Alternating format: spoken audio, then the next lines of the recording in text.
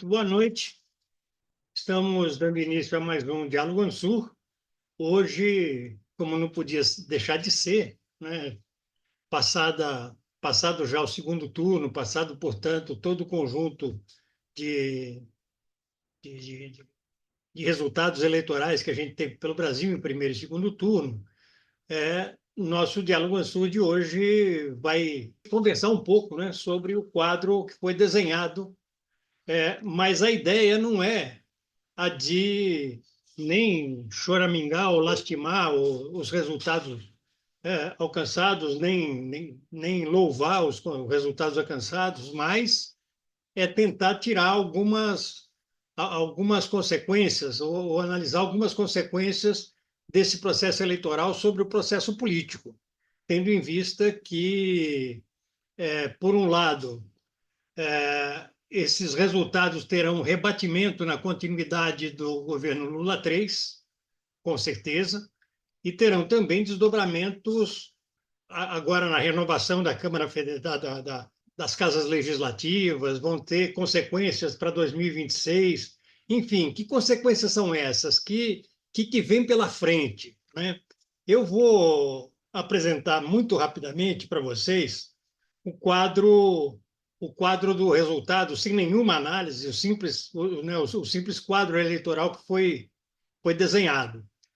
No segundo turno, primeiramente, segundo turno, nós tivemos o PSD elegeu 9 prefeituras, o MDB elegeu 7, o PL elegeu 6, União Brasil elegeu 6, mas uma delas está sub júdice, que é a de Jundiaí, porque com a impugnação do candidato vencedor, a votação dele, mais as votações de todos os participantes no primeiro turno, dão mais de 50%, né, de votos e, portanto, não pode validar a eleição do segundo colocado.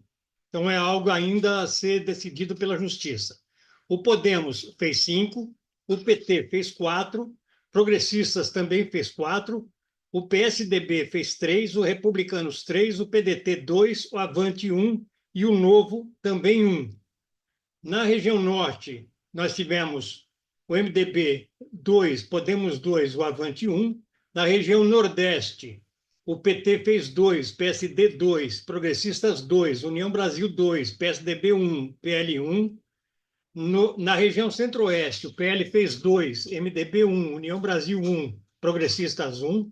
Na região sudeste, o PSD fez 5, o Republicanos fez 3, o MDB fez 3, Podemos fez 3, PDT 2, PL 2, União Brasil fez 2, mas Jundiaí fora, né? Também o Progressistas fez 1, o PT fez 1 e o Novo fez 1. Na região sul, nós tivemos o PSD com 2, PSDB com 2, União Brasil 1, PT 1, PL 1 e MDB 1. No Brasil, resultados totais, nós tivemos o seguinte quadro. O PSD deu um enorme salto, elegendo 891 prefeituras, o MDB 864, o Progressista 752, União Brasil 591, PL 517, Republicanos 440, PSB 312, PSDB 276, o PT 252, PDT 151, Avante 136, Podemos 129, PRD 77, Solidariedade 63, Cidadania 33, o partido chamado Mobiliza, que eu nem sabia que existia, 21, PCdoB fez 19, Novo fez 19, o PV fez 14, a Rede fez 4 apenas, esse outro partido que eu também não sabia que existia, o Agir, 3, o DC, Democracia Cristã, 2, PMB, que é o Partido da Mulher Brasileira, 2, e o PRTB, 1. Esse é o quadro dos resultados eleitorais, né? A gente percebe claramente que nós tivemos um avanço da centro-direita, da direita, é, que conformam o chamado centrão. Nós tivemos um aumento forte do chamado centrão. Nós tivemos a extrema-direita avança, mas não avança tanto quanto parecia que poderia avançar, e a centro-esquerda, a esquerda, tem um resultado bastante singelo, né? Esse é o quadro que a gente vê dos resultados eleitorais. Eu queria propor para a nossa conversa aqui que a gente tentasse avançar um pouco sobre as consequências políticas desse resultado eleitoral e o que a gente pode esperar pela frente. Para a gente dar início aos nossos trabalhos, eu vou pedir que o Vicente faça a fala de contexto, né, e que a gente depois abra na sequência para todos os participantes. E queria, antes de passar para o Vicente, já pedir para as pessoas que nos assistem pelo YouTube que se inscrevam em nosso canal, o canal Instituto Ansur, que deem o seu like, né, para amplificar a penetração do canal, e que, entendo o interesse, também cliquem no sininho para serem avisados ou avisadas das próximas atividades. Eu vou também dizer que essa nossa atividade, que é desenvolvida pelo Instituto Sul-Americano para a Cooperação e a Gestão Estratégica de Políticas Públicas, tem a parceria do Fórum 21 e tem também a parceria do portal Rede Estação Democracia. Vicente, com você, por favor. Obrigado, Renato. Boa noite a todos e todas, né? Essas eleições do segundo turno, principalmente, foram eleições assim de uma quantidade imensa de análises, você entende, conjunturais, análise em tempo real, né? E mesmo desde domingo à noite, o que nós estamos assistindo, tanto na grande imprensa, né, quanto nas redes sociais, quanto em outros instrumentos, né, um conjunto de considerações, né? Eu sinto que a tônica ainda é uma tônica muito impressionista, embora todos, pela facilidade de acesso aos dados, estão jogando com os referidos dados, né? Então, eu acho que nessa rodada, essa rodada de conversa, talvez pudéssemos, claro, dialogando com os dados, tentar perceber as tendências que saem dessas eleições, né? São tanto tendências que eu chamo de curto prazo, conjunturais, e como tendências também estruturais. Só para dar um exemplo, né? Quer dizer, como sai o sistema partidário e o sistema político dessas eleições municipais, né? Então, é uma primeira questão que eu acho que todos nós poderíamos dar nossas opiniões a respeito das tendências, e claro, e aqui quando eu me refiro às tendências, não só as dominantes, né, mas como tendências que estão ainda na sua fase inicial molecular, mas que são significativas para a gente projetar o futuro, né?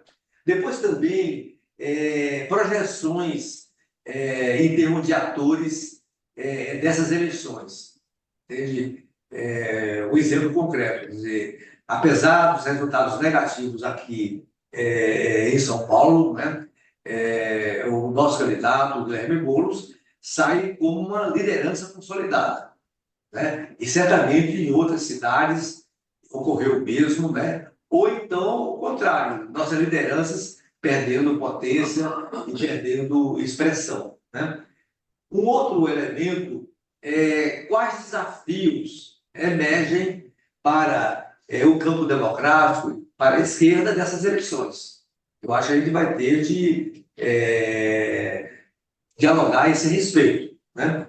E, evidentemente, que não poderíamos deixar de falar, né, sobre os grandes atores envolvidos nessas eleições. E aqui eu falo, o governo federal foi envolvido, o Lula foi envolvido, né? Aqui eu falo do Bolsonaro e o bolsonarismo, grandes lideranças foram envolvidas, governadores, né? E também a gente teria de analisar os campos políticos que estão se configurando na sociedade brasileira. Por exemplo, a emergência do Marçal significa um desdobramento do desenvolvimento da extrema-direita no Brasil. Enfim, eu diria que hoje seria muito importante se pudéssemos, você entende, ter considerações sobre essas indagações. Evidentemente, todo mundo já quer fazer uma ponte direta entre esses resultados e as eleições de 2026, né?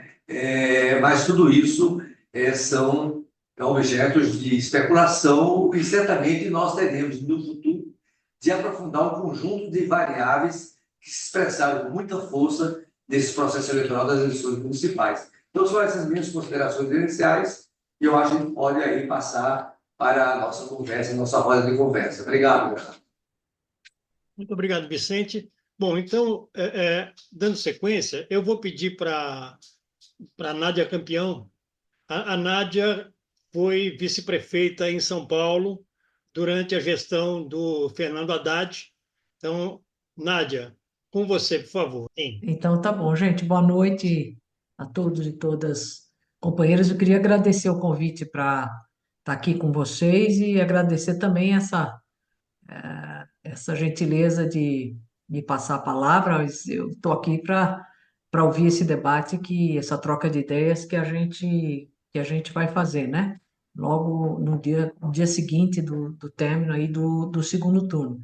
E é claro que não dá para abordar todas as questões que foram levantadas pelo Vicente, pelo Granado, são muitos aspectos, eu acho que a gente vai compondo, né, as diversas opiniões aqui, assim como a gente já tem lido muita coisa, né, para a gente ir formando um quadro mais interessante, né?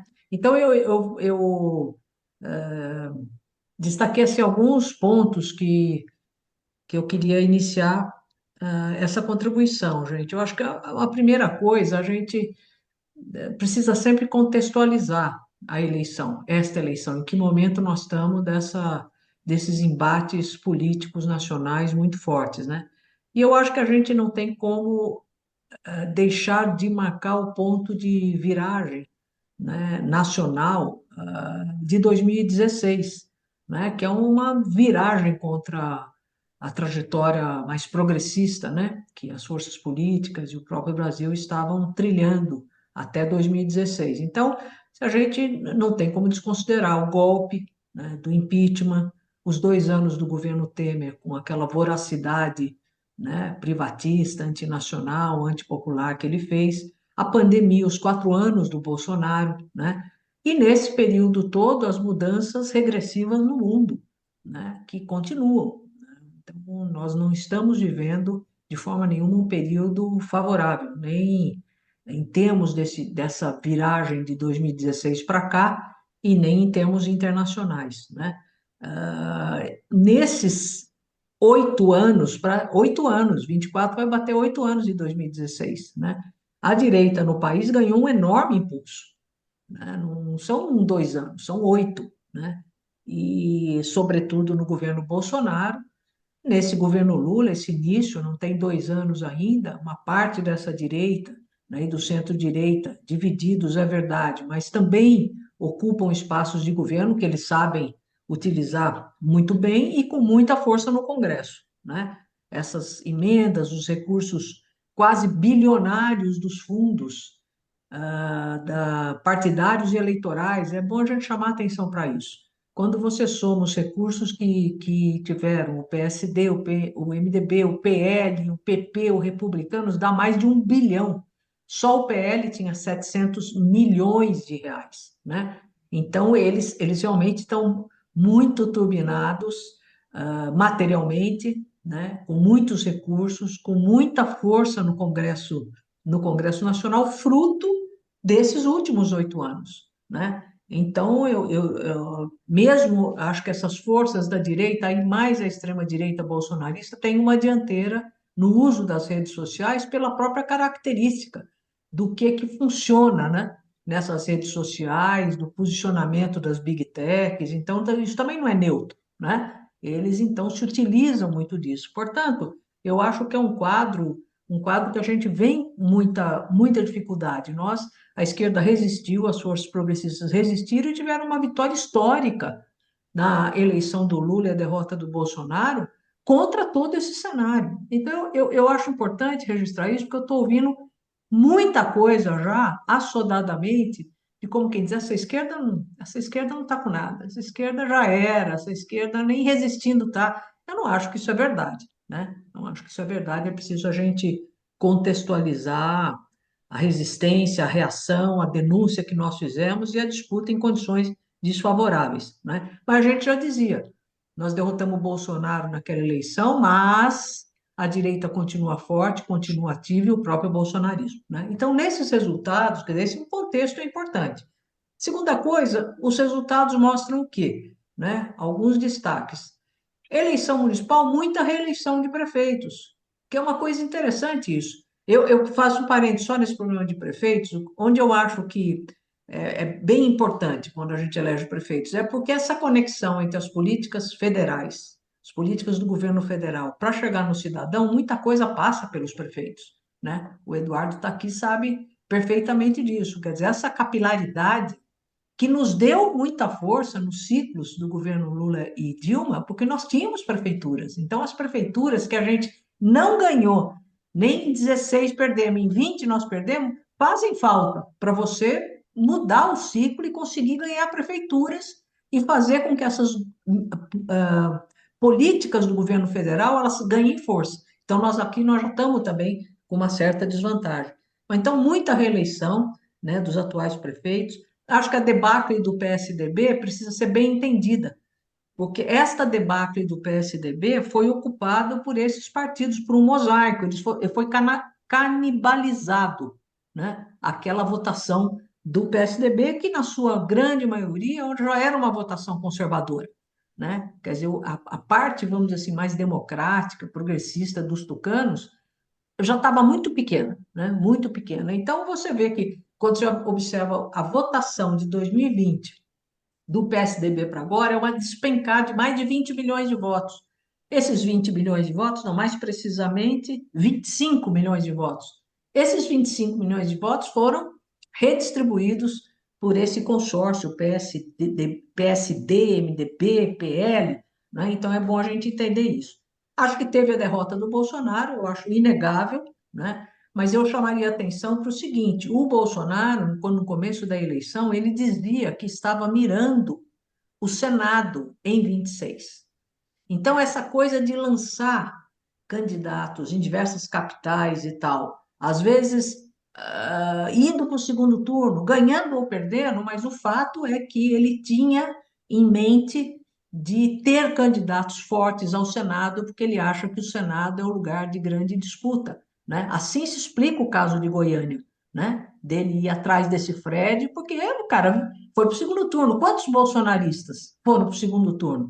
Então, lógico que ele já projetou um número grande dessas lideranças e o Senado vão ser 2 vagas, então ele já estava mirando um pouco essa coisa, eu queria chamar a atenção disso, né? Concordo que a vitória foi do consórcio dito aí do Centrão, o que em tendência os analistas, né, dizem que isso significa que o Congresso continuará muito conservador, muito difícil, inclusive em 26, né? Então, acreditar na turma que analisa mais isso, então sim, aqui nós temos um problema, né? E por fim, gente, antes de falar por último aqui da questão da esquerda, mais uma coisinha, eu acho que essa eleição, ela teve alguns destaques interessantes, né? Alguns destaques. Eu diria que a eleição, os resultados do Rio de Janeiro, de Belo Horizonte, de Belém e de Fortaleza são muito interessantes e são muito positivos, né? Para essa confluência de forças, essa disputa maior que a gente vai travar daqui para frente, que nós vamos travar em 26. Eu acho que são disputas interessantes, né? E a do Rio de Janeiro, em especial, é uma derrota muito forte do Bolsonaro, né? Niterói também, o candidato do PDT ganhou do Jordi, que era um outro bolsonarista forte do Rio de Janeiro. Então, eu achei que o resultado do Rio é muito interessante, né? Assim como o de Belo Horizonte se derrotou uma porção de gente ao mesmo tempo. O Tarcísio foi lá, o Nicolas Ferreira, o Zema, né? Então, ali também teve um enfrentamento, para não falar da disputa fortíssima e muito importante de Fortaleza, né? Eu acho que essa história de ficar foi por pouco, foi isso, não, foi um enfrentamento onde a gente mobilizou forças, mobilizou militância, mobilizou forças importantíssimas, né, do PT, parte do PDT, PSB, enfim, né? Então acho que a gente precisa registrar essas questões. E por último, mesmo como duas coisas, tendências assim, né, mais para frente, uma delas é o seguinte: eu acho que para 26 nós vamos ter que ver essa conjunção, essa aliança de forças capaz de ter mais vitórias para governos do Estado e para as candidaturas ao Senado, né? Porque as candidaturas à Câmara, né, aí nós vamos usar a base de votos que nós temos. A nosso campo teve mais de 20 milhões de votos para vereador nessa eleição. É muito importante, que a eleição de vereador é muito difícil. Então, nós vamos conseguir fazer uma disputa por bancadas significativas. Não sei se a gente aumenta, mas não vejo nenhum motivo que a gente diminuiria, né? Mas já a disputa para o Senado e por governos de estados, eu acho que nós vamos ter que trabalhar mais, né, a partir desse cenário apontado nesta eleição. E a esquerda, companheiros e companheiras, eu acho que a gente precisa estar aberto, né, com um sentido sempre autocrítico, né, da nossa trajetória para uma atualização, né? É preciso que a gente faça, evidentemente, em diversos aspectos.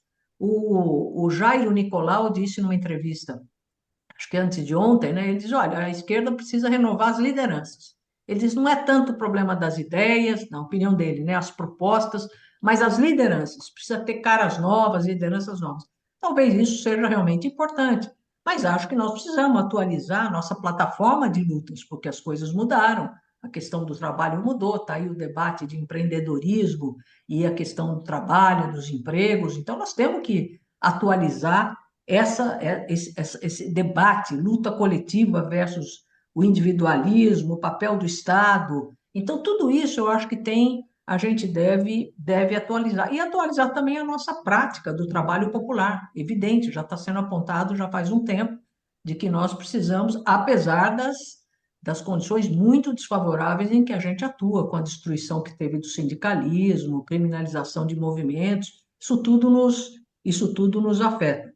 Mas não vai ser com descaracterização, nem fazendo só penitência que nós vamos resolver. Nós temos que nos dedicar a elaborar melhor, né, tanto teoricamente como politicamente, para que a gente possa fazer frente a esses novos desafios colocados para toda a esquerda. Mas acho que nós temos dificuldades, mas o horizonte para 26 eu acredito que vai ser uma disputa dura, mas nós vamos chegar com condições de enfrentar e trabalhar pela reeleição do presidente Lula, né? Ou aquilo que ele venha a propor, né? Para as forças políticas.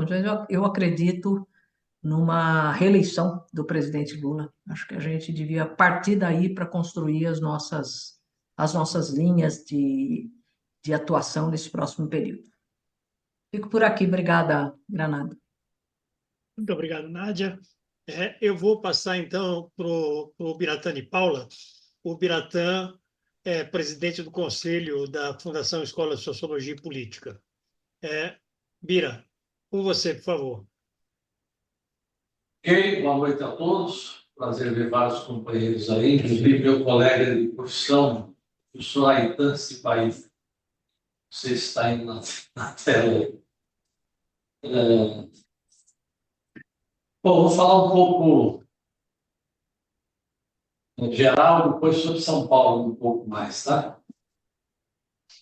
Eu acho que houve, nessas eleições, a expectativa é que a esquerda poderia ter um desempenho melhor. Eu acho que ela sofreu uma votação muito abaixo da expectativa traçada desde o ano passado e no começo do ano, pelo menos dentro do PT. Acho que ganhou corpo as forças conservadoras e deixando a esquerda reduzida a um número de municípios muito pequeno. Isso tem muita influência na eleição de parlamentares em 2026, para a Câmara Federal e para as Assembleias Legislativas. Uma das razões, que acho que a Nádia cita de um grande êxito dos candidatos a prefeito à reeleição, é que o governo Lula III, ele é um governo que tem tido feito progresso no país. Há dados melhores da economia, de crescimento acima do que a Faria Lima e o próprio FMI e o próprio governo imaginava, uma inflação sob controle, um aumento do salário mínimo, um aumento do emprego, um aumento da renda, mas isso não tem a mesma apreensão que ocorreu no passado. Em 2012, o PT teve 27% dos votos nas eleições municipais, agora não chegou a 8%. Porque agora houve uma retirada de direitos muito grande a partir do golpe de 2016 e nós não conseguimos repor uma parte dos direitos retirados do mundo do trabalho das pessoas e não melhoramos de maneira significativa os serviços públicos, razão daquela crise de 2013 que começou aqui em São Paulo com a questão do passe livre, se vocês lembram bem. Aquela sensação, o país estava quase com pleno emprego para padrões brasileiros, segundo o governo Dilma, em 2013, vocês notam que em maio, junho, teve aquelas jornadas que alimentaram todo um descontentamento que nasceu e foi consubstanciado na dificuldade da Dilma se reeleger e depois do golpe subsequente. Então, acho que o governo faz coisas e vocês notem que a aprovação do Lula nacional não aumenta, está estacionada, flutua, ora um pouco para cima, um pouco para baixo, apesar dos êxitos comparados ao que era o governo Bolsonaro. Então, a minha impressão é que falta ao governo uma operação política de esclarecimento para a população do que faz e do porquê não faz aquilo que gostaria de fazer. Porque isso precisa ser explicado à exaustão à população, porque que nós não melhoramos para valer o Sistema Único de Saúde, o sistema educacional brasileiro, não tratamos a questão da assistência social, porque estamos com uma política limitada no Ministério do nosso ex-governador e ministro Wellington Dias, e com uma máquina pública burocratizada. Nossa ministra de Gestão de Extração Progressista é uma lástima, porque ela orienta uma série de regras de controle funcional, quando o nosso negócio, quem viveu experiência de administrar governos, sabe que a organização serve à política. E não é a política que serve à organização. A organização tem que estar a serviço da ação. Isso vale para partido político, vale para sindicato e vale para o governo. E nós não temos hoje o desaparecimento dos ministérios pelo governo passado, já pelo golpe, especialmente com o Bolsonaro. É uma lerdeza para a sua composição, aprisionada pela política de déficit perseguido pelo Ministério da Fazenda, e agora estão atacando todo o orçamento das áreas da saúde, da educação, entre outros, como das ciências, por exemplo, com cortes nessas contingenciamento do orçamento deste ano. Então, esse quadro é um quadro nacional.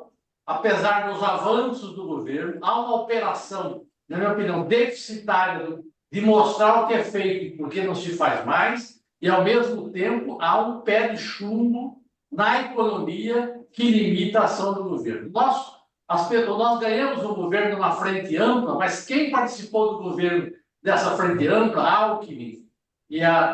Esse povo não tinha voto em 2022. Eles não tiveram voto, até teve 4,5%. Esse centro, naquela época, assim como na passada, não tiveram votos. Por isso que se juntaram, uma das razões que se juntaram ao PT e ajudaram as eleições. E foi correto isso, que eu acho que eles não tinham voto para ter peso político suficiente para dirigir a política econômica do governo. Uma coisa é ajudar o governo a ocupar ministério e fazer política, faz parte, mas eles não, o peso do governo, desta política centrista, de certa maneira um pouco liberal, na minha opinião, é excessiva para o peso político eleitoral dos que foram para o governo no processo eleitoral do Lula.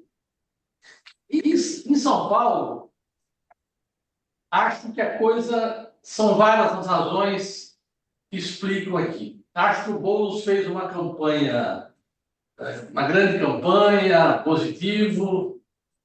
Ele se desdobrou pessoalmente nos últimos 15 dias, ao máximo, deu de si, pesquisa desfavorável, ele tentando animar a militância, houve um ânimo de estudo, mas não conseguiu desbloquear um certo veto, uma certa rejeição à candidatura dele. A campanha não foi bem sucedida nesse processo. E eu acho que isso tem assento, em parte, na perda de capilaridade dos partidos políticos, eu falo no caso do PT, em particular, com o tecido do povo e os movimentos de diversos matizes que tem em cada um dos 96 distritos da cidade de São Paulo. Nosso partido PT nacional, estadual e municipal, as suas direções deveriam hoje ter oferecido a sua renúncia e convocado congressos para renovar suas direções, no caso do PT, na minha opinião. Porque elas conduziram o processo eleitoral do ano passado, fazendo uma série de debates por vídeo, com cartilhinhas de como se comportar nas eleições, e foram as eleições, porque o PT, viu nada, também teve um foi um dos partidos com os maiores fundos partidários, e não faltaram recursos para as eleições aqui em São Paulo, para todos os vereadores, pelo menos do PT. Não estou falando pelos outros partidos. Então, foi uma dos processos eleitorais com o maior volume de recursos expostos. Eu acho que a candidatura do Boulos reuniu uma amplitude em São Paulo. Ela teve apoio do que há de melhor na sociedade, até setores conservadores vieram. O problema é que ele não conseguiu, com isso, desbloquear a rejeição. Mas a candidatura, na minha opinião, teve timidez. O processo era o seguinte: havia um debate sobre vamos aprovar a política de implantar tarifa zero na cidade. Houve essa discussão, houve essa orientação e houve uma vacilação. Esse tema saiu de campanha. A gente pode dizer, mas será que tem dinheiro, condição, não sei o quê? Eu sou favorável à eleição, prometa tudo ao povo que você acha que é importante para o povo. Tem que prometer e tentar fazer. Depois explica quais são os adversários que se não consegue fazer. E não ficar recuado. Por exemplo, na área da saúde, nós falamos do poupa-tempo, e qual a explicação que isso significa? Por que não falamos que iam tomar conta do Hospital Universitário do Butantã, tomar conta do Hospital Sorocabano, que estão aí paralisados na mão da USP, da Secretaria de Estado, do HU, e o Sorocabano do Estado e Prefeitura? Então, tinha que ter coisas concretas, incisivas, e estender a 100% a saúde da família para todas as casas. Nós tínhamos sugerido que a Prefeitura tivesse, nos 96 mil distritos, nós contrataríamos 100 mil jovens por ano para, durante 2 anos, ganhar uma bolsa de R$ 700 para ficar meio período em cada um dos distritos, articulado pela subprefeitura, para eles, jovens, moradores de cada um dos distritos, ajudarem, entender e estudar as políticas públicas de transporte, de saúde, de cultura, de educação que aconteceria no seu distrito, estudada por esses 100 mil jovens.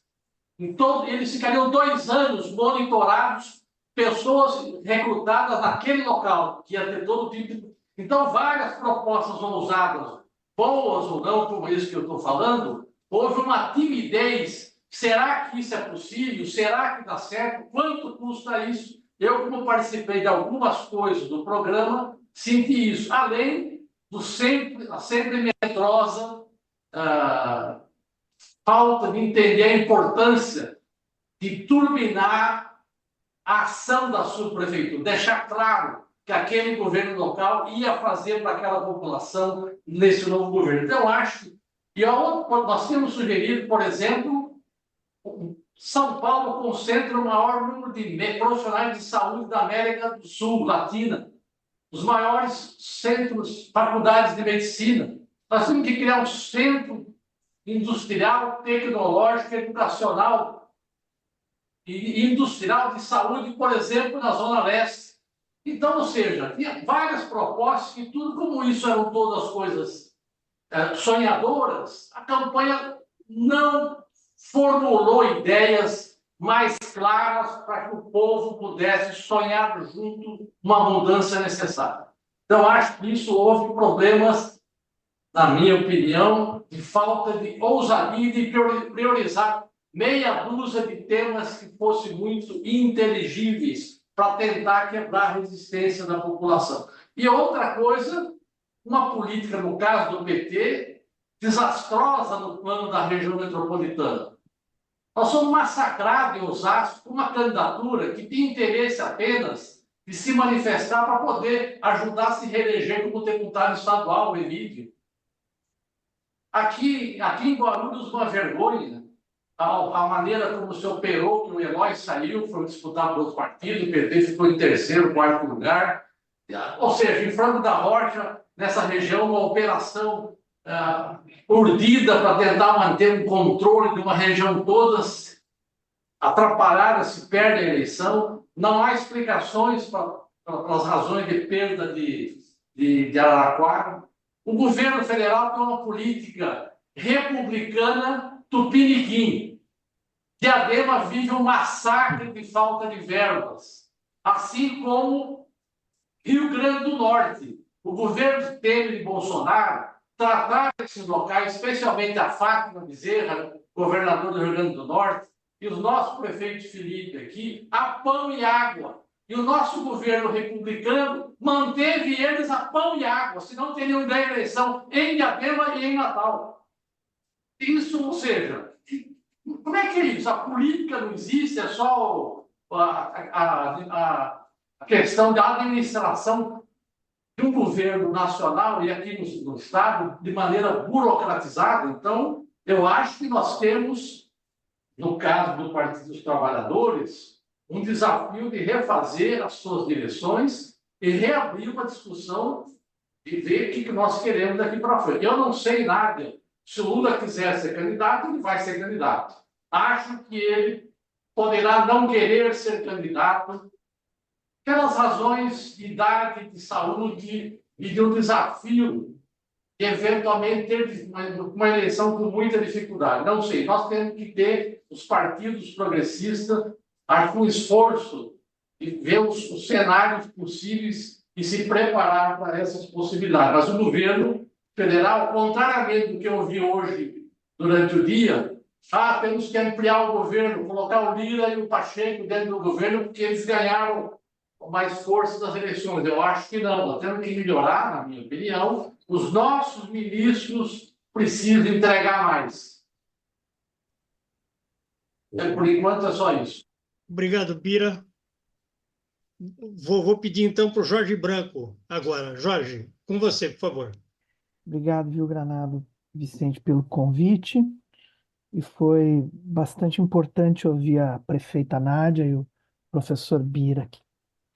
Eu vou tentar me ater aqui aos 10, 11 minutos, então eu vou largar aqui algumas ideias, ainda menos colado aos números, mas muito colado à dinâmica anterior e à dinâmica das eleições, né? A primeira delas aqui que eu acho muito decisivo. Nós vivemos um processo, seja por conta da reorganização do sistema político, que ele é sempre gradativo, mas que ele vem ocorrendo nos últimos anos, episódio das emendas, emendas secretas, fundo eleitoral, enfim, que eu acho que acabou se tornando, na forma em que foi adotada, um tiro pela culatra, mas isso é outro debate ainda. As eleições se descolaram das relações políticas.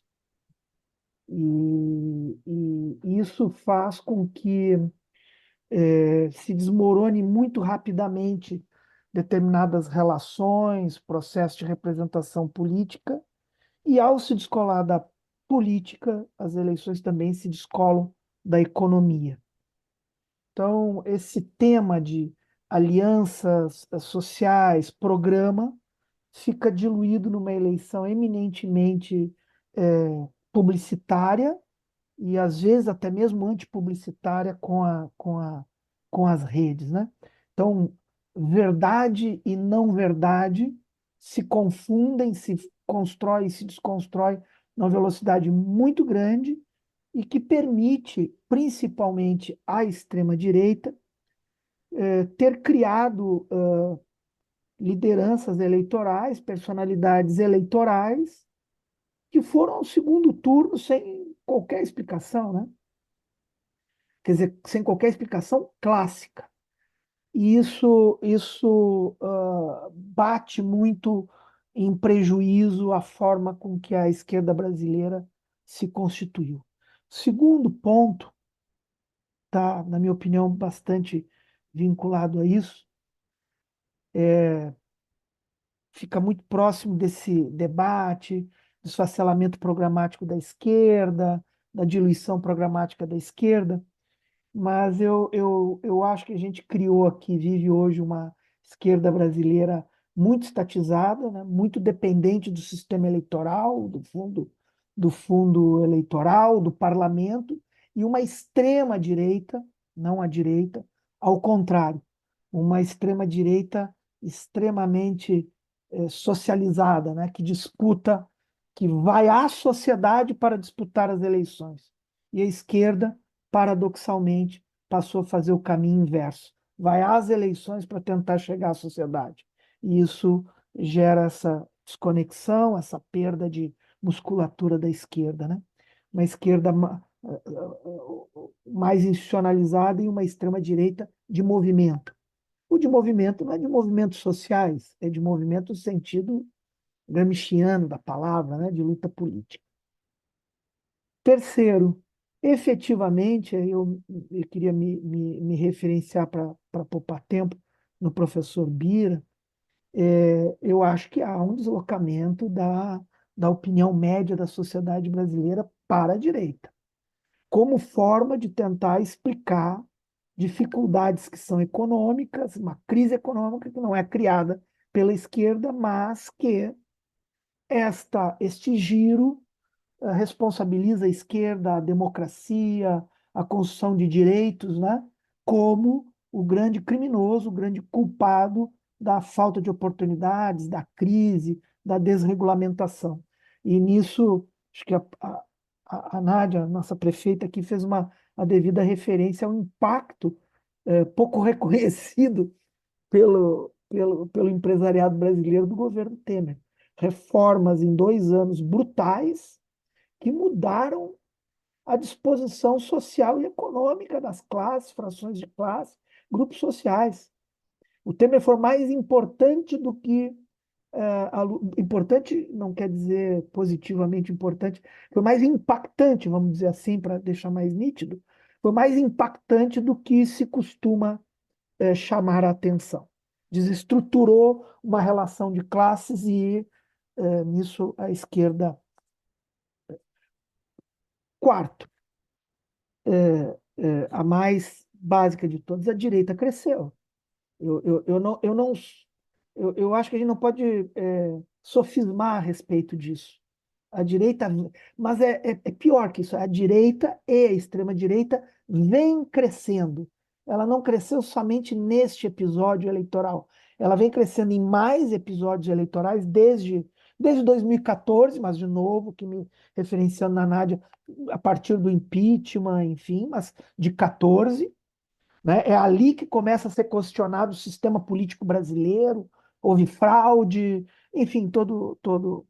Então, isso é uma coisa que a gente precisa compreender. E no crescimento da direita, quem cresceu efetivamente, quem lidera, quem protagoniza o crescimento da direita é a extrema-direita, gerando uma peculiaridade no Brasil, que é o deslocamento do centro democrático e até mesmo da centro-direita para a extrema-direita.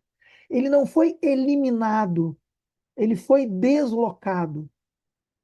E aí seus partidos, evidente, determinadas personalidades deixaram de existir. Mas se a gente perceber bem, a base do PSDB, PMDB, outros partidos que ocupavam esse campo de centro, até mesmo de centro democrático, é o caso do PSDB, é o caso do PMDB. Se a gente pegar um período um pouquinho mais longo da Constituinte para cá, eles foram deslocados. Pessoas que tinham posicionamentos democráticos e passaram, alguns aceleradamente, outros um pouco mais vagarosamente, mas passaram a compor e legitimar posições de extrema-direita. Quinto, aqui na minha conta, essa ideia de que o governo venceu tem que ser muito relativizada, que eu tenho ouvido isso. O governo venceu, quem sustenta essa ideia diz o seguinte: não, os partidos que compõem.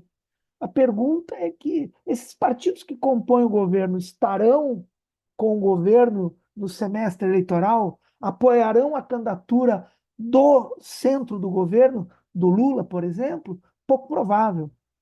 É mais provável que às vésperas das eleições haja um jogo e uma reorganização. Então, eu acho muito duvidoso essa ideia de que o governo, por exemplo, partidos e legendas que estão no governo cresceram e venceram. Mas eu acho que não é possível dizer o governo venceu. Pode ser marketing, tentativa de convencer, mas aí tentando entrar um pouquinho na esquerda aqui. Sexto, há uma equação mal feita entre essa ideia num período, vamos dizer assim, recessivo, regressivo da política, de frente ampla, anti-extrema-direita, anti-reacionária, com abdicação de valores. Há um aumento notório da politização do debate aqui no Brasil. Então, aquele paradigma racionalista, pragmático, de as pessoas votam num bom governo, me deu um emprego, me deu uma casa, me deu o ProUni, por isso eu vou votar no governo, ele já não é tão direto. Esse paradigma está erodido. Então, nós encontramos jovens de periferia, negros, do ProUni, com família, Bolsa Família, e que votaram no Bolsonaro. Porque votaram em nome de uma compreensão difícil de lidar, mas uma compreensão sobre valores ideológicos. Ou seja, esta ideia de que há que a gente, às vezes, erroneamente diz que é politizado aquilo que concorda com o que eu concordo, não se aplica. É politizado quando a sociedade brasileira está mais politizada porque ela tem um pré-posicionamento político mais forte, mais amplo do que tinha 10, 15 ou 20 anos atrás. E esta ideia não foi tão compreendida aqui em Porto Alegre, foi um episódio muito nítido disso, a imensa dificuldade de disputar valores humanísticos, valores democráticos. Se escondeu isso, inclusive. Bom, os números ainda vão ser compreendidos, são Só para a gente fazer um recorte, são 95 municípios com 200 mil eleitores ou mais, quase 100. São poucos, mas em termos de eleitores e população, muito pesados, né? E o quadro é ruim para a esquerda, para o PT, PCdoB, PSOL, é ruim. Os outros partidos, é uma característica do Brasil que fica mais acelerada, agudizada, os outros partidos não conseguem posicionar na política, num campo, numa régua, né? numa escala da política entre esquerda e direita, não conseguem posicionar os eleitos, assim como os deputados, pelos partidos. São legendas estatais, né? São quase empresas eleitorais, que teríamos que ver caso a caso dos eleitos enfim, o que disse na campanha, qual o seu passado, mas notoriamente a ampla maioria dos eleitos, dos bem votados, desse amontoado de siglas estatais que nós vemos ali, eles se posicionam à direita e até mesmo na extrema direita. Bom, 2 minutinhos pode ser, Granado, sobre Porto Alegre, que eu acho que está chamando muita atenção. Eu não acho plausível a gente tratar com surpresa o resultado eleitoral em Porto Alegre.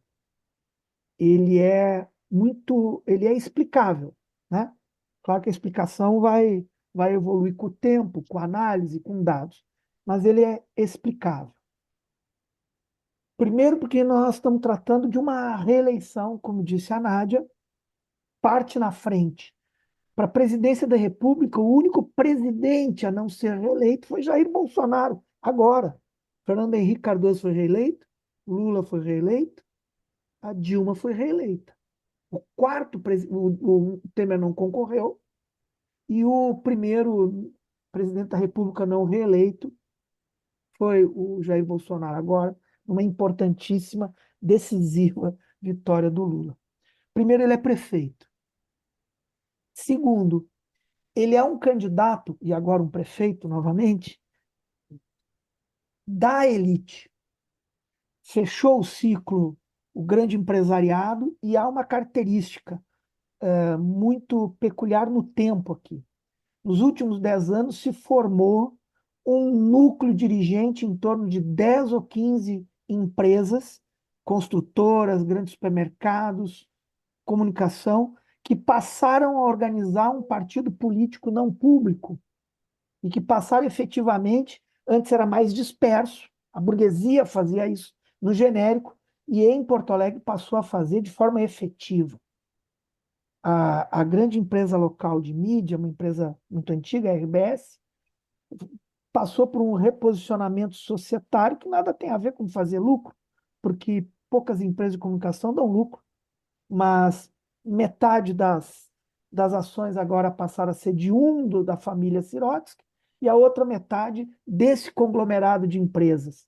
São construtoras, na grande medida, que não querem fazer lucro com a comunicação, querem construir legitimidade na opinião pública para as condições de fazerem lucro, mudar plano diretor, etc. Por que eu estou dizendo isso? Pela segunda assertiva. No entanto, o Sebastião Melo não é um candidato de elite. Ele é um candidato popular, pobre, da periferia da cidade de Porto Alegre, que defendeu o orçamento participativo, recebeu o apoio em 2020, numa eleição que ele perdeu, o candidato PSDB, da Manuela Dávila, por exemplo. O PT acabou apoiando escondidamente, mas a Manuela declarou apoio ao segundo turno, com compromissos contra a privatização da empresa de água, da empresa de transporte coletivo, defesa do orçamento participativo. Pois bem, é uma personalidade que transitou para a extrema-direita, mas mantém o orçamento participativo, criou o prefeito de praça, congresso da cidade, usa chapéu, anda pela cidade e contou com o benefício de um equívoco estratégico e tático da campanha da esquerda aqui, brutal. A candidatura da Maria do Rosário já nasceu errada, que a esquerda, em especial o PT em Porto Alegre, tem uma longa tradição de prévias, encontros, e fruto das novas regras do PT, foi decidido em diretório em novembro do ano passado, só se comportou do mesmo jeito, acabou, é aquele paradoxo, acabou fazendo uma aliança estreita, posicionada, de esquerda, e uma retórica centro muito despolitizada. Grande parte da campanha não foi para debater a cidade, para afirmar valores, mas foi tentando demonstrar que a Maria do Rosário era Maria, não era mais Maria do Rosário, era mãe, era cristã, passou o mês a campanha dizendo que ela era cristã. E aí temos aqui um caso onde a, a protagonista, ou a atriz política, atora política, a Maria sai, na minha avaliação, menor como capital político do que entrou na. E a esquerda também. Elegeu um ou dois vereadores a mais, mas continua minoritária na Câmara, não fez uma afirmação de valores, não apresentou boas propostas, né? E há um outro e último fenômeno, na minha avaliação, o governo federal entrou muito errado no tema, ou transformou uma iniciativa positiva no tema da grave das enchentes, né? O governo foi muito diligente, entrou, mas logo acabou criando um ministério extraordinário para a reconstrução. O líder desse ministério extraordinário resolveu fazer disputa eleitoral e virou contra.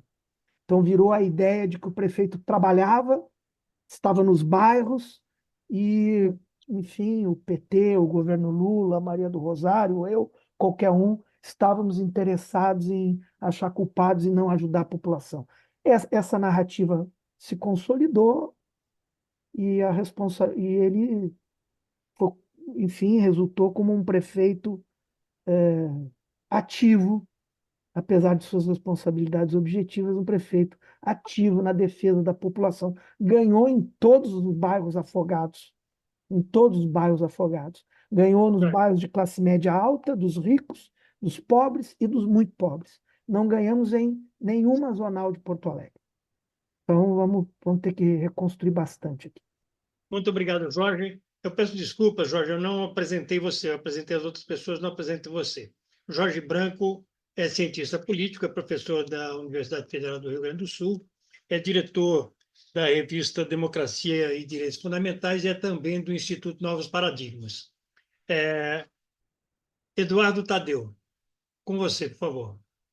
É porque, bom, primeiro, quero agradecer o convite, Granado, Trevas, depois, com respeito do Jorge e do Bira, mas eu achei a Nádia fantástica, Nádia. Quero, babei aqui com a sua análise. Depois é o seguinte, que eu tentando colocar alguns pontos também para o debate. Um é que eu, muito sinceramente, não vi grandes mudanças nessas eleições municipais do ponto de vista ninguém goleou e ninguém foi goleado.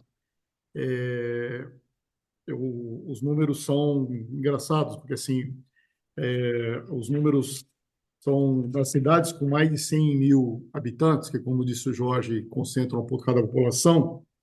O PSD, MDB, União e PP pularam de 96 prefeituras para 101, ou seja, 5 a mais. Mas, em compensação, o PSDB caiu de 128 para 111.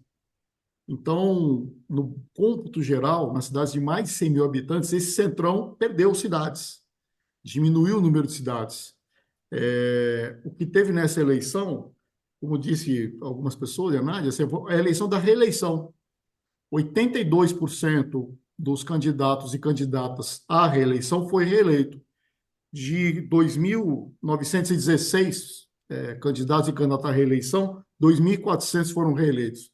Nas capitais, 16 foram reeleitos, 5 perderam a eleição e o resto foi sucessão.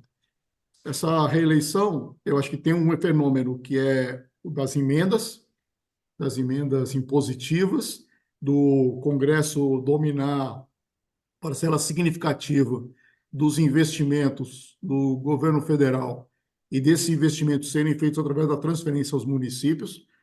Um parênteses, para a gente debater depois. que não tem problema, não tem nada a ver com as transferências diretas que a mídia corporativa começou a chamar de emenda PIX, que tem fiscalização, sim, do Tribunal de Contas do Estado, tem fiscalização do Ministério Público, mas a quantidade de emendas impositivas, bilhões, 50 bilhões esse ano, é absurdo. A outra coisa é que quem ganhou essas eleições foram os governadores e governadoras. O mapa é impressionante. O governador de Alagoas é o campeão, que elegeu 63% dos municípios de Alagoas, os Renan, os Calheiros. O Pará, o Helder fez 50% e agora a capital. E aí vai. Onde o PSDB teve voto foi em Pernambuco, da Raquel, e em Mato Grosso do Sul. O Eduardo, seu governador, Jorge, que é o único do PSDB que não conseguiu nem fazer a lição de casa. Então, eu acho que essa é o cenário. Ou seja, é um cenário que não tem grande mudança no tabuleiro. Alguém falou aqui antes de mim que teve talvez até as mesmas pessoas aqui na minha região, todo mundo que era do PSDB, que era hegemônico aqui, um saiu pelo PSD, o outro pelo PL, o outro pelo... São as mesmas pessoas que mudaram de partido. Agora, eu acho que teve, obviamente, um crescimento à direita. Os republicanos e o PL cresceram muito o número de votos, e eu acho que teve uma consolidação do bolsonarismo como um campo político. Eu diria que a Nádia tem razão da importância da vitória no Rio de Janeiro, de bater no Ramagem, a importância de Niterói, mas o que me espanta, Nádia, é que quem é o Ramagem mesmo? Um sujeito X, mas aí ele é o 22, tem 30% dos votos. E assim, a gente pode explicar Aracaju, Curitiba, Cuiabá, e como disse a Nádia, mesmo Goiânia, né? Eu acho que esse é a única novidade, digamos assim, nessa eleição. Teve uma consolidação desse campo em torno do bolsonarismo, na minha visão. No corintiano é assim, o cara ou a cara dizia eu sou o Bolsonaro aqui, já tinha 20% dos votos. Foi assim em boa parte dos municípios, com algumas coisas estrondosas, como Curitiba. Aracaju, a candidata ganhou do candidato do Edivaldo, que é o prefeito, e do Fábio, do governador. Assim, simplesmente, simples assim. O Fábio foi um dos governadores que não fez os prefeitos. Portanto, eu acho que essa eleição não mexeu, digamos assim. E, como disse a Nádia também, o movimento à direita, que é um movimento que não é dessa eleição, é um movimento que, por exemplo, na eleição do Uruguai ontem, o Yamandu teve 43% dos votos, foi o primeiro colocado, a Frente Ampla elegeu a maioria do Senado, mas os brancos e os colorados tiveram 45%. A direita lá está divulgando que a direita teve 45% e a Frente Ampla 43%, somando os votos dos brancos e dos colorados. Vai ser um pau lá no Uruguai. Essa semana a gente vai ter eleição nos Estados Unidos e eu não sei o que vocês estão apostando, mas o negócio está ruim, está bem ruim, eu acho. Tendencialmente, uma chance bastante grande da nova eleição do Trump, e um Trump com mais gás, com mais vontade. Assim. Então, acho que essa Portanto, eu acho que a discussão, menos do que eleitoral, é a discussão da disputa de hegemonia, que é um pouco assim, minha leitura também bastante corintiana, nos anos 70, 80, a gente conseguiu fazer com que a democracia, a cidadania, os direitos fossem as palavras de ordem, e de alguma forma nós construímos uma hegemonia no sentido das ideias, no sentido dos conceitos. Essa hegemonia foi combatida depois da queda do muro, depois da globalização, e o neoliberalismo veio acachapante, de uma maneira que o nosso pessoal ficou com vergonha de defender algumas bandeiras, e aí ficou abaixando a cabeça, digamos assim, para alguns cânones neoliberais.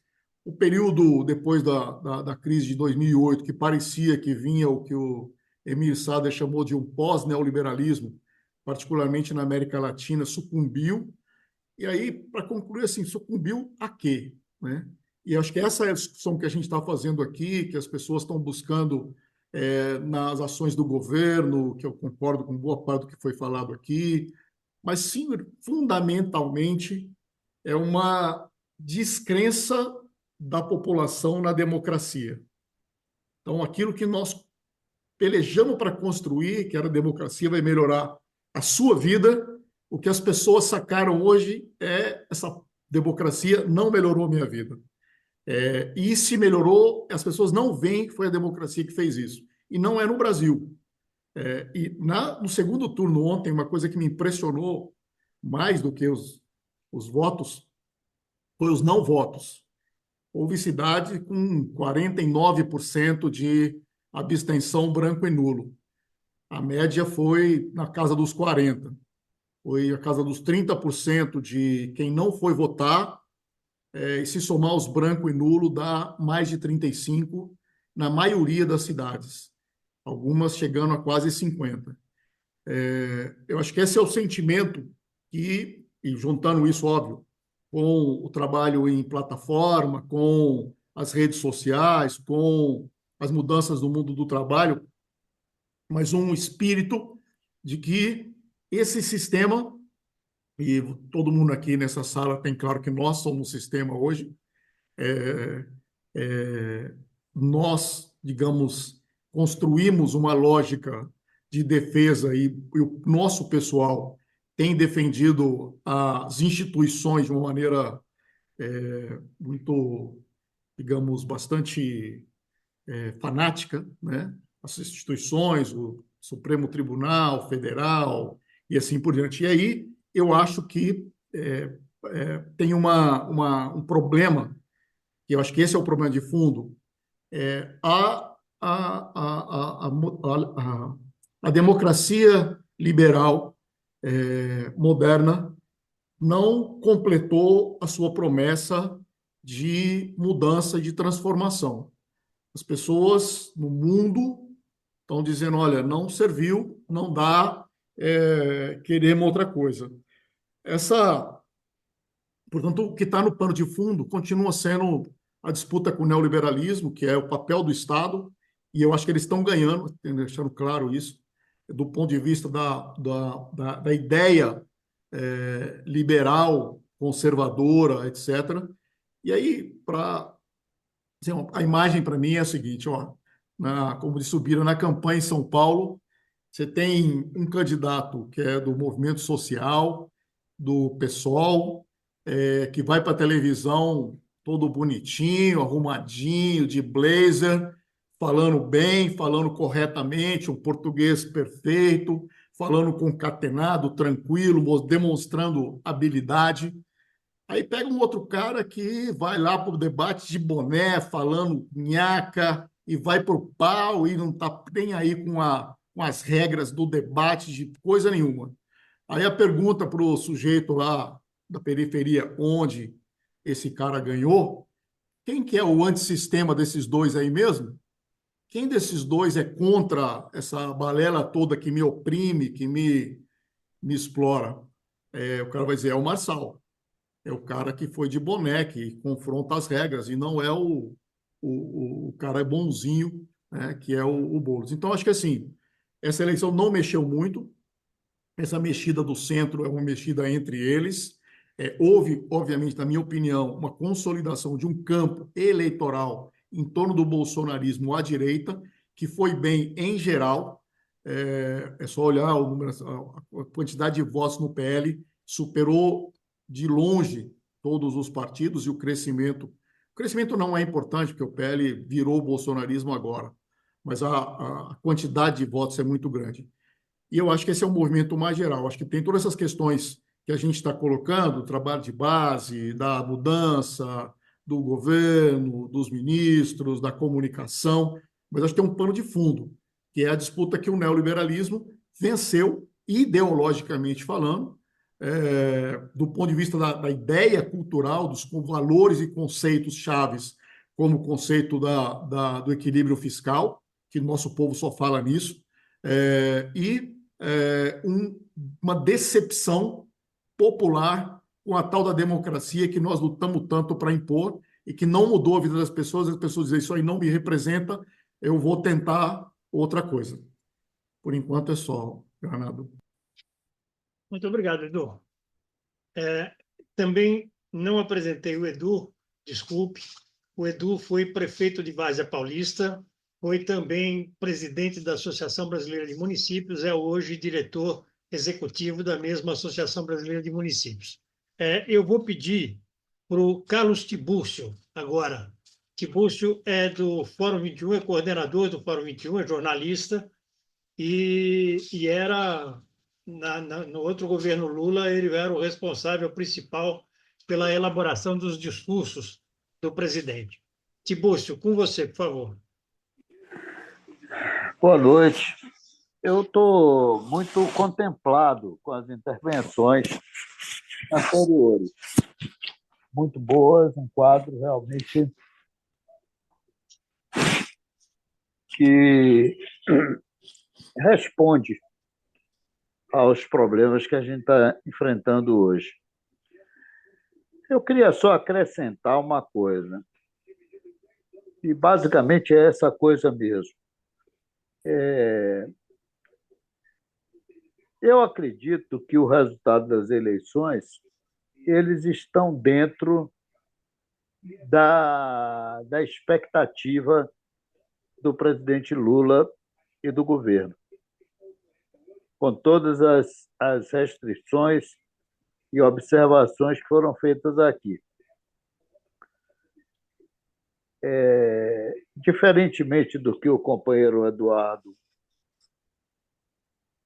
concluiu, eu acho que o bolsonarismo, apesar do número de votos, perdeu politicamente, enfraqueceu-se relativamente e tenderá a se enfraquecer mais se houver justiça e os processos chegarem às conclusões que a gente espera. Então,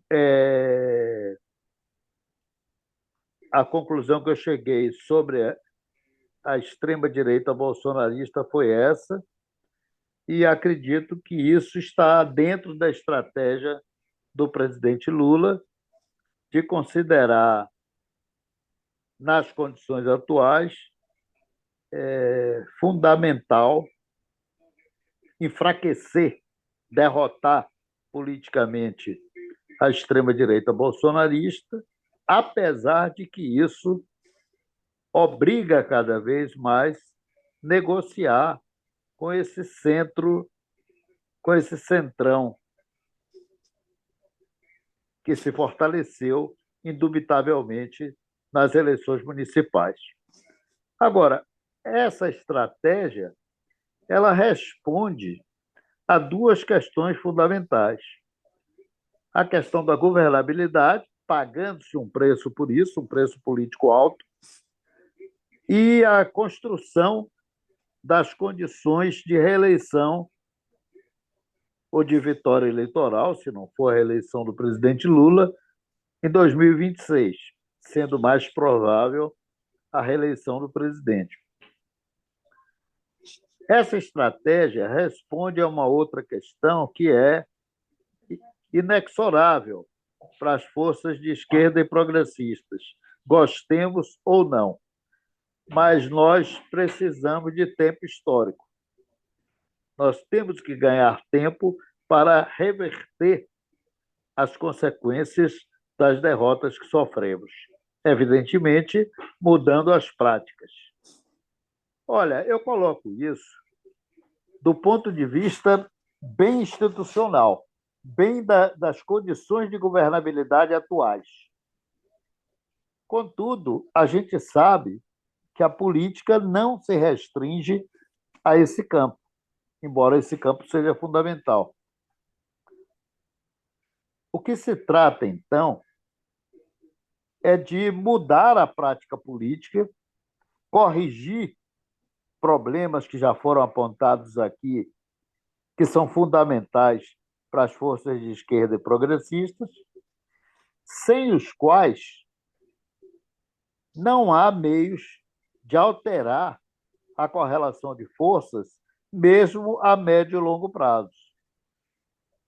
Isso, embora o governo possa e tenha responsabilidades em relação a essa questão, eu, pelo menos, entendo que essa responsabilidade é muito maior dos partidos políticos e dos movimentos sociais.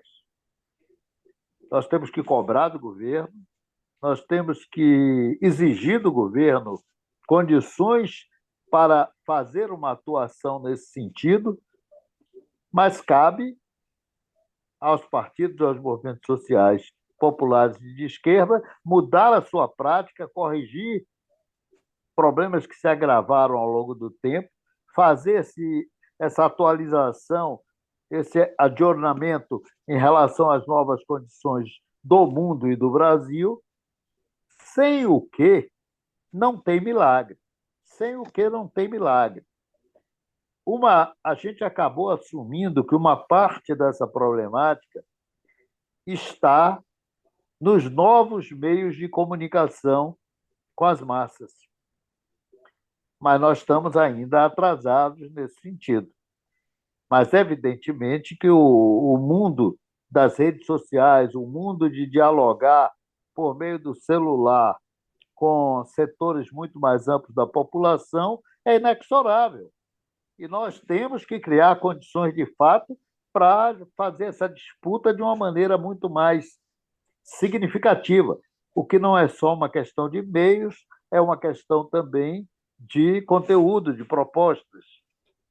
Mas o exemplo Marçal nessas eleições aqui de São Paulo foi um exemplo que, como já foi dito aqui, reproduziu essa combinação de uma postura antissistema, como falou o companheiro Eduardo, antissistema, e, ao mesmo tempo, aproveitando ao máximo os meios de comunicação atuais.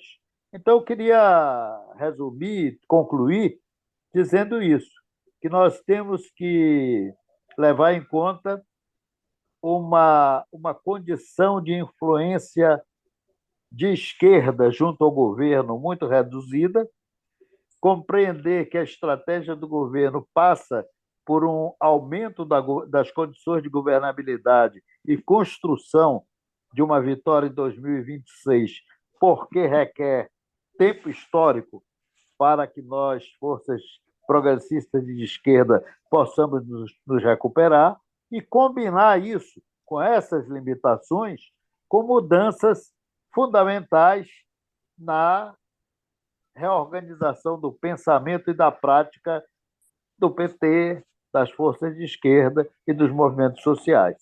Mas queria concluir dizendo que estou assim muito satisfeito, muito bem impressionado com a qualidade da análise e das intervenções que foram feitas antes aqui da minha. Muito obrigado, Granado. Muito obrigado, Tibúrcio. É o Samuel Spellman. Samuel, com você, por favor.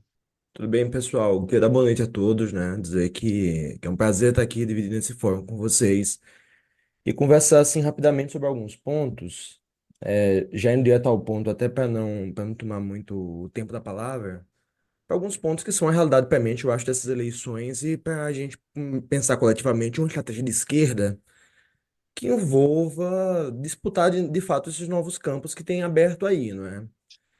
É, a gente está, acho que talvez aqui um pouco arrodeando o fato do fenômeno do Marçal, mas que ele participa de uma coisa maior. Talvez o Marçal em São Paulo tenha sido sua a feição mais ousada para a eleição atual, mas que sempre aparece nos dos grandes centros do Brasil, aquilo que vai ser mais avançado, que coloca o peão adiante e, portanto, todo mundo passa a seguir na próxima eleição. É, eu sinto uma fragilidade na esquerda mais organizada, na disputa do espaço digital. já há um certo tempo. Na minha memória recente, o que eu mais me recordo, uma melhor campanha digital feita foi o segundo turno do Haddad. Mas desde então não tem se colocado alguma coisa com uma presença significativa, de impacto, que gera notícia, que acompanha ali, que se mantenha de fato disputando esse espaço. Por que eu digo isso? Porque a gente não precisa, na verdade, talvez tratar de proposta constantemente, mas precisa haver uma presença permanente, uma presença que contamine. O sujeito aparece com um boné, pessoal. Eu fiquei brincando, estava em São Paulo na época da primeiro turno, eu fiquei brincando por que que o Boulos não fez o boné vermelho. Disputa, imita, adapta, avança. Por que que eu falo disso? Porque o companheiro Pereira, gostei muito da fala, só que tem uma questão que eu queria colocar aqui para a gente discutir sobre. Que se a gente lida com a vitória, de fato, de forças estabelecidas de reeleição, e eu estou morando aqui em Belém, aqui é uma situação onde não há reeleição de um prefeito onde já havia conseguindo a reeleição várias vezes. É um quadro antigo, estabelecido, colocado e com o orçamento público do seu lado nessa eleição. Mas, no entanto, a gente tem uma situação em que isso não se apresenta. A renovação, obviamente, aliada com o governo do Estado, tem esse tipo de questão aí. Só que eu percebo o seguinte: do outro lado, a gente tem um fenômeno que é uma renovação que, embora não é vitoriosa, ela se reproduz em qualquer cidade de tamanho médio ou metrópole brasileira. A Direita se renovou. Não são sempre bons quadros, mas eles oferecem quadros. E essa oferta constante aí é um fenômeno realmente que há que ser analisado, né? Eu sei, todo mundo aqui sabe que nós oferecemos bons quadros nessa última eleição. Acho que é a Natália Bonavides mesmo. No Rio Grande do Norte teve um papel essencial aqui, apesar da derrota. Mas isso são duas questões que se participam da mesma coisa. Como oferecer novos quadros, como colocar uma candidaturas que possam utilizar dessas novas mídias para voltar a disputar espaços que se perdeu. Eu não falo não necessariamente somente a juventude, mas todo mundo que tem um impacto ali maior ou que se sente mais isolado por questões prementes do neoliberalismo. Desemprego, falta de renda, acesso à cidade, disputa do território. E eu não estou nem falando de uma agenda que seja uma agenda propositiva de fato, que é uma agenda de novas tecnologias, de pensar o território, mas sim de voltar ao básico, né? De disputar os velhos espaços da esquerda, que no limite é a causa do emprego brasileiro, a causa do trabalho. E isso fica aí num rescaldo, porque em que pese essa eleição de fato seja não sei, 1-1, 2-1 no acumulado, mas há que se pensar como é que isso afeta a chegada para a próxima. E como é que essas correlações de força agora vão impactar na próxima, e o que é que se pode construir daqui para diante, né? Realmente pensando de fato um cenário eleitoral que não vai ser favorável. Na semana passada eu tive a oportunidade de estar aqui no Diálogo AMSU e a gente já começou ali a falar um pouco sobre China, né? Mas a gente falou também 5 minutinhos ali rápido sobre o cenário americano. Pessoal, não vem um cenário favorável, não. Vem um cenário desfavorável aí. Há que se falar em termos claros, né? Então, eu me pergunto como isso vai, se já não era favorável antes, agora se tem um problema. Há que se reagir. Não há que se pensar, na verdade, talvez em fincar uma trincheira, não. Há que se pensar também em como projetar uma disputa desse novo espaço, né? Porque, do contrário, infelizmente, a gente fica à mercê de colaboração espontânea em rede social que junta ali uma massa de jovens que for sujeito ao desemprego e de repente você consegue quase ir para o segundo turno em São Paulo, né? Então, uma, duas, três, 20 São Paulos, 106 municípios de segundo turno. Quantas vezes a gente vai ver isso acontecer? Fica a provocação aqui, perdoem até o tom mais, pouco mais incisivo, tá certo, pessoal? Mas, enfim, quero agradecer novamente o Granado aqui pelo convite, tá certo? Por estar aqui contribuindo com esse espaço. Forte abraço. Muito obrigado, Samuel. Também não apresentei o Samuel. Samuel é professor da Universidade Federal de Minas Gerais, né? Ele é da Paraíba, foi da Universidade Federal da Paraíba e atualmente mora em Belém do Pará. Agora, Sérgio Mileto. Sérgio Mileto, para eu não ter que apresentar depois, apresento antes. Sérgio Mileto, presidente da Associação Latino-Americana da Micro e Pequena Empresa, a Lampime. Sérgio, com você, por favor.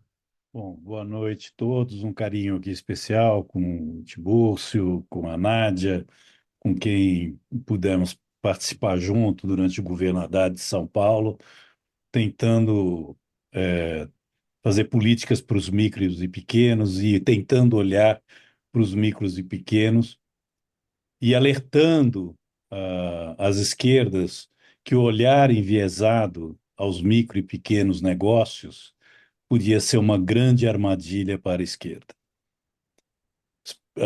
Eu estou dizendo isso porque a academia, com todo acerto, se refere, por exemplo, à questão do empreendedor de forma crítica, falando da precarização do trabalho. E tem toda a razão, não vou entrar no mérito da academia, mas não propõe a solução adequada e o empreendedor lá na ponta, que sai na sua moto, quase morrendo, precarizado, ainda se sente ofendido.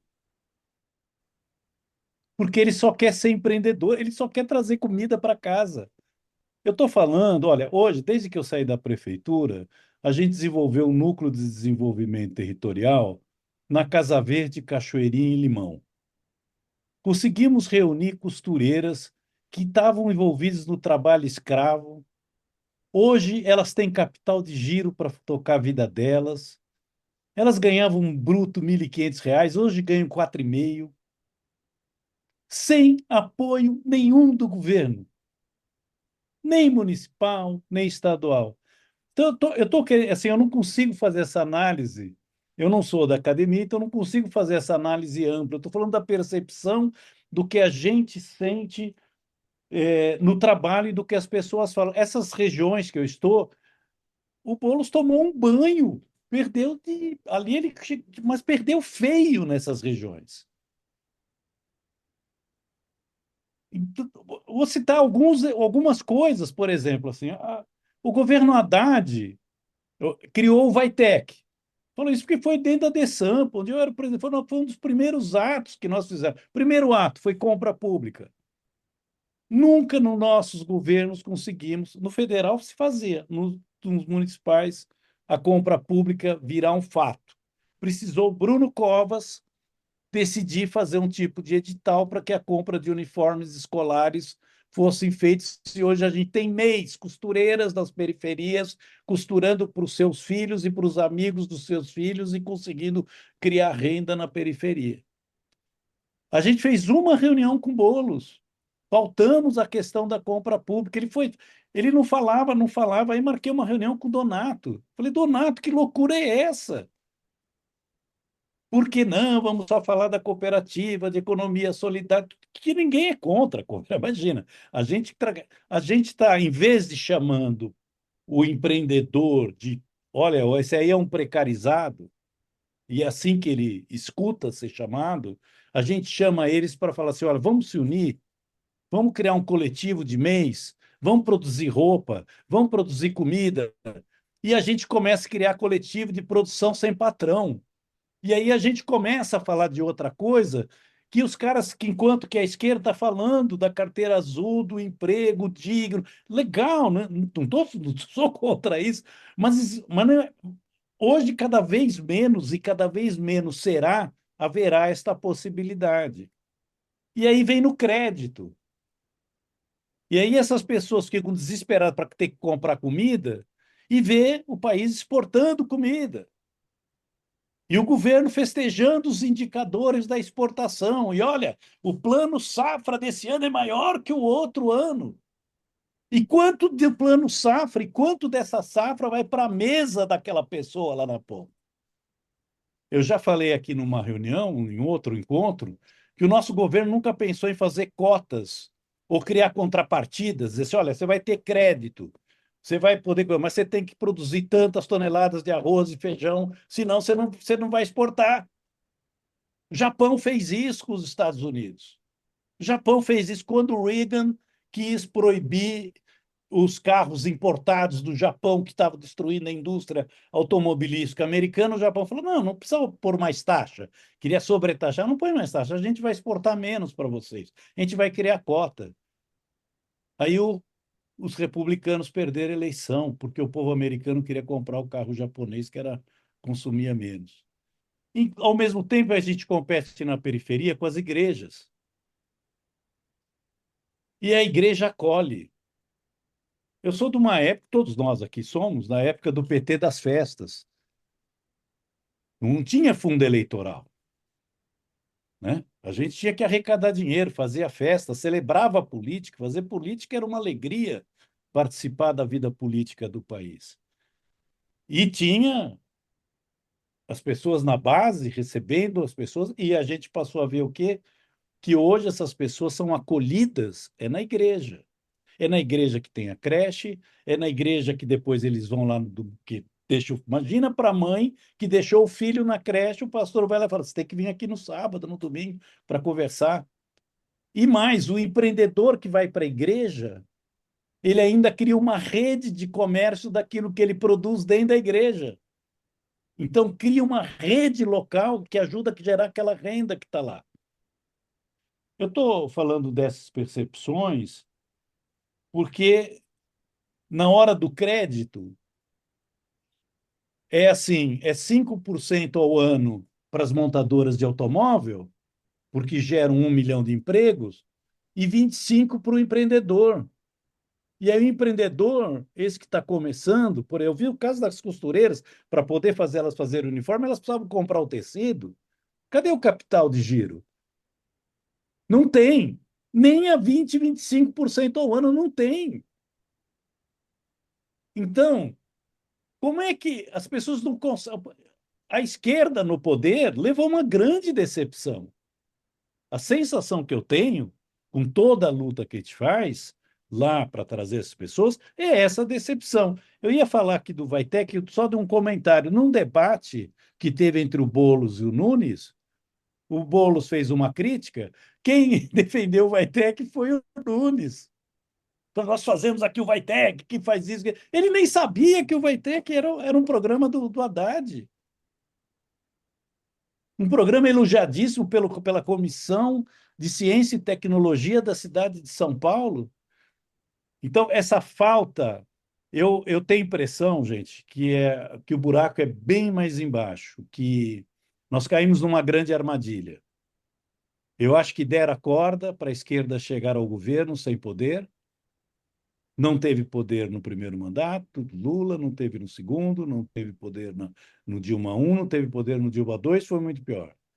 Teve menos poder ainda. E agora, catastroficamente. E esse governo não fez o enfrentamento com o Congresso. Porque tem que governar.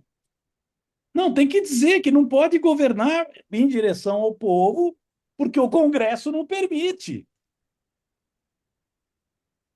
E isso não está claro, ficou confuso.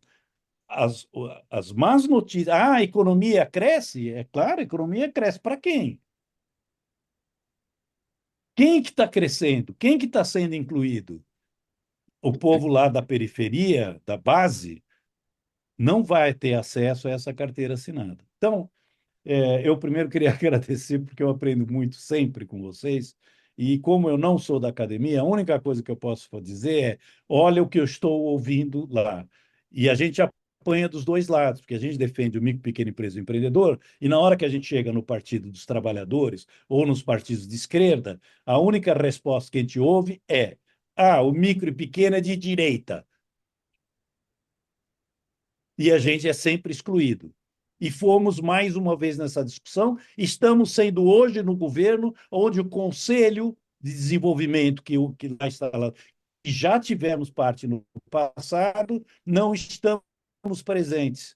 As duas entidades presentes de micro e pequena empresa dentro do Conselhão são de ultradireita, sendo uma delas do Paraná. E é esse tipo de gente que o Lula vai lá ouvir.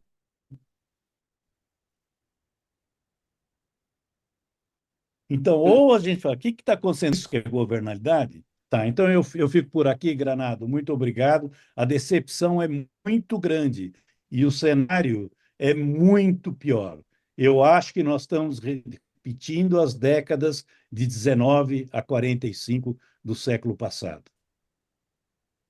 Muito obrigado, Sérgio. Está escrito ainda Vicente Trevas. Obrigado, Bernardo. Primeiro, agradecer a essa conversa de hoje, que eu acho, como observou o Tiburcio, está sendo muito importante, está nos ajudando a contextualizar, né, a entender esse desafio desse processo das eleições deste ano aí, né? Quando eu tento compreender complexidades, eu uso muito a metáfora da equação, né? Então, eleições municipais é igual aqui, né? E eu acho que aqui o nosso debate apresentou um conjunto de variáveis, né? Evidentemente que nós vamos ter de depois aprofundar a natureza dessa variável, o peso dela, né?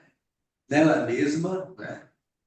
A potência 2 ou 3, a relação com B, com C e assim por diante, né? E aqui eu queria contribuir chamando a atenção para algumas variáveis que nós deveríamos depois tentar processá-las para que possamos ter um entendimento mais estratégico. Uma variável, eu acho que essas eleições de 2024, ela reforçou aquilo que nós já observamos na eleição de 2022, que foi o processo de reoligarquização da política brasileira, né? Se nós fizermos uma análise assim das eleições municipais, nós vamos, inclusive, perceber esse processo, né? E, portanto, nós estamos quase fortalecendo, recuperando uma tradição do sistema político brasileiro, que foi sempre um sistema político oligárquico. E essa reoligarquização da política brasileira, ela se expressa hoje num ajornamento geracional. Hoje, as oligarquias já estão sendo processadas pelos seus netos, que é só verificar várias cidades aí, né? E também por um grande fortalecimento dos mecanismos do clientelismo. E aqui o orçamento secreto, né, e outras coisas mais deram muita potência à compra de voto, ao favor e assim por diante. Então, eu deixaria essa variável para que nós pudéssemos entendê-la melhor e analisá-la no sentido de qual peso e qual extensão. Uma outra variável importante, eu acho que é o crescimento da ideologização da política. A famosa guerra cultural que eles perceberam, né? Eles estão fazendo, né, curso desse processo. E aqui, portanto, grandes debates e em várias cidades a polarização foi em cima de valores, comportamentais, em cima de valores religiosos, né? E muitas vezes a gente entra nesse debate ainda prisioneiro de uma concepção meio economicista, meio dos resultados materiais, que são importantes, mas são insuficientes quando há um crescimento e uma expansão da ideologização do embate político, né? Um outro elemento importante, só abrir aqui meu momentinho só, aqui minhas notas estão eletrônicas e elas caíram, estou abrindo. Um outro elemento importante é o crescimento da extrema-direita, mas nós temos de aprofundar o entendimento desse crescimento. Veja, eu chamo a atenção para a leitura da penúltima Carta Capital de uma matéria sobre a direita na Igreja Católica. Essa matéria é muito importante e ela foi fruto de uma pesquisa, né, que eu tive acesso ao conjunto dela, e ela mostra, veja, não só a questão do processo de direitização, de extrema-direita na Igreja Católica, mas as suas ramificações com a vertente protestante e suas conexões internacionais. Essa pesquisa identifica bispos americanos, identifica o que a gente já sabia, Steve Bannon, identifica a TFP, identifica os empresários que investem nisso, um deles é o próprio Gerdau, tudo isso está registrado, né? E o próprio Marçal é filho desse processo. E, portanto, ele é uma novidade na cena política, mas ele é uma variável que estava sendo formada, você entende, há muito tempo, né? E aqui a gente subestimou muito, né, essa questão. Então, veja, e há uma articulação internacional, um acompanhamento internacional do nosso processo local, né? Eu colocaria, e, portanto, a extrema-direita é um processo em andamento e é um iceberg mais poderoso do que a sua manifestação externa indica, que a gente teria de ter mais consciência sobre isso, a sua capilaridade, e tem uma história que remete ao relatório Rockefeller dos anos 60 e assim por diante, né? Eu também colocaria em dúvida algumas afirmações aqui feitas. Por exemplo, o Edu falou que essas eleições significaram a vitória dos governadores. Edu, isso corresponde à Bahia? Isso corresponde ao Rio Grande do Norte? Né? Isso corresponde ao Piauí? Né? Então, veja, que governadores foram vitoriosos, você entende? Porque eu ainda não tenho os dados completos desses que citei, mas acho que não houve uma vitória acachapante desses estados, do ponto de vista. Então, também há variáveis importantes que existiram, mas que não têm universalidade. E aí a gente teria de ver até onde essa questão foi vitoriosa e as condições propícias dessa vitória, né? Depois, veja, eu acho também que nós, força de esquerda, os partidos, nós sempre fazemos referência às transformações estruturais, mas eu acho que a gente não tira as consequências disso. Todos nós afirmamos que houve uma mudança no mundo do trabalho, mas veja, é uma mudança em curso, qual é a configuração dela hoje, né? Então, eu acho mesmo o nosso entendimento das transformações estruturais, nós não estamos assim assimilando de uma forma capaz de orientar a ação. Essa é a questão, né? Quero também dizer que o nosso país, veja, tem um déficit de cultura política democrática e republicana. Entende? Há um déficit, quer dizer, o nosso sistema educacional, a nossa pregação partidária é muito devedora para formar, você entende, uma cultura, você entende, democrática nos seus fundamentos da República e assim por diante, né? E quero também concordar muito com o mestre Sérgio Mileto, nosso companheiro, que a questão da micro e pequena empresa e do empreendedorismo, nós não estamos... Nós somos, veja, em relação ao empreendedorismo, a nossa primeira atitude da nossa grande família foi uma reação ideológica. E tem um fundamento, isso aqui é uma pregação do neoliberalismo. Mas como nós não aprofundamos isso no contexto da transformação do mundo do trabalho e da produção da renda, nós somos obrigados a fazer revoltados. Os nossos candidatos tiveram de se render a essa tendência e tentar trazer um entendimento diferente, né? E, evidentemente, também, eu acho, né, e nisso nós somos muito recuados, é que também o mundo e o Brasil, eles estão vivendo uma crise do modo de vida. Do modo de vida. O nosso modo de vida foi sempre um modo de vida articulado pelo trabalho e pela moradia. Né? E isso hoje tem muitas complexidades. Né? Como se organiza o cotidiano das pessoas. E a nossa presença da esquerda nesse cotidiano. Né? É um déficit de presença muito forte. Né? Em relação, viu, Edu, aqui com você, a não crença na democracia e tudo, precisamos entender melhor isso. O que as pessoas estão descrentes é com a desconstrução de suas conquistas. Nós não podemos entender o que se passa na Europa e em vários países com a desconstrução do welfare state. Foram conquistas que melhoraram a qualidade de vida das pessoas. E essas conquistas, pela capitulação da social-democracia europeia ao neoliberalismo, desde o tempo do Tony Blair e tudo, levou ao que nós estamos sentindo. Então, há ressentimento com essa perda aí, né? E por fim, eu acho que nós temos, né, como esquerda, como partidos políticos e movimento, temos o desafio de sermos contemporâneos a nós mesmos. Eu acho que é uma crise de contemporaneidade nossa em relação a gente, né? Mas são variáveis que depois a gente pode tentar ver se são pertinentes para montar a equação dos nossos desafios. Obrigado, Renato. Muito obrigado, Vicente.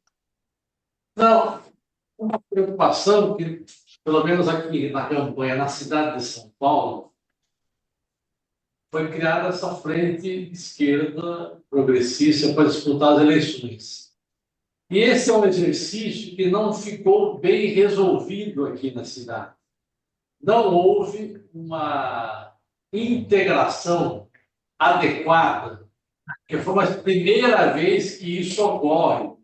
E não foi fácil, digamos, para o PT abdicar de não ter candidato pela primeira vez. Mas acho que foi correto apoiar o Lula, não tenho dúvida disso. O que eu estou dizendo é que se nós queremos manter esse bloco de forças unido, nós vamos ter que ajudar a fazer um esforço de como que essa concertação, digamos, se mantém num diálogo para tomar decisões que envolvam todo mundo, senão, eventualmente, uma parte é envolvida e a outra faz, digamos, perfil baixo, um pouco mais mole. Então, aqui em São Paulo houve problemas também dessa natureza. Acho que, como uma primeira experiência, isso é compreensível, mas é um desafio para a gente superar em se manter esse processo de junção das forças progressistas nos processos eleitorais ou para articular a atuação dos movimentos sociais, do parlamento, etc. Paulo Elvira, muito obrigado. Nós vamos caminhando para o nosso encerramento, agradecendo a todas as pessoas que participaram aqui conosco. Eu acho que foi um debate bastante rico, num formato que não é o formato tradicional do Diálogo Zamsur, né? Mas eu acho que valeu a pena, valeu muito a pena, eu acho que acrescentou bastante. E já deixo, então, o convite para todas as pessoas que nos assistem pelo YouTube, para que estejam conosco novamente na próxima segunda-feira. Muito boa noite a todos e a todas.